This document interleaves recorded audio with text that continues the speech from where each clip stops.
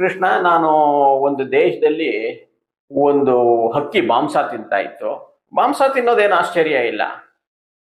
ಏನ್ ಆಶ್ಚರ್ಯ ಅಂದ್ರೆ ಆ ಮಾಂಸ ತಿನ್ನೋ ಹಕ್ಕಿ ರೆಕ್ಕೆಗಳು ಮೇಲೆ ವೇದ ಮಂತ್ರಗಳು ಬರ್ದಿತ್ತು. ಇದು ಹೇಗೆ ಕೃಷ್ಣ? ವೇದ ಮಂತ್ರ ಬರ್ದಿರೋಂತ ಹಕ್ಕಿ ಮಾಂಸ ತಿನ್ನೋದೆ?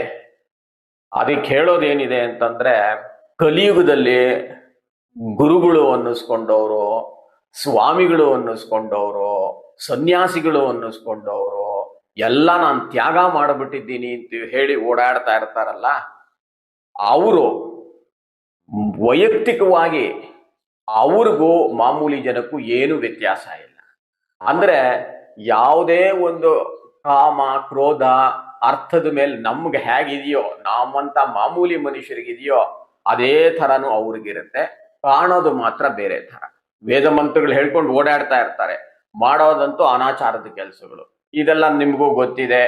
ಈ ರೀಸೆಂಟ್ಗೆ ಒಂದು 10 ವರ್ಷದ ಒಳಗಡೆನೆ ಯಾವುದೋ ಒಂದು ಸ್ವಾಮಿ ಸಿಕ್ಕಾಕೊಂಡು, ಇದು ಒಂದು ಸ್ವಾಮಿ ಅಲ್ಲ, ಬೇಕಾದಷ್ಟು ಜನ ಸ್ವಾಮಿ ಅವಾಗ ಸಿಕ್ಕಾಕೊಂತಾ ಇರ್ತಾರೆ, ವಿಚಾರಗಳು ಹೊರಗಡೆಗೆ ಬರ್ತಾ ಇರುತ್ತೆ.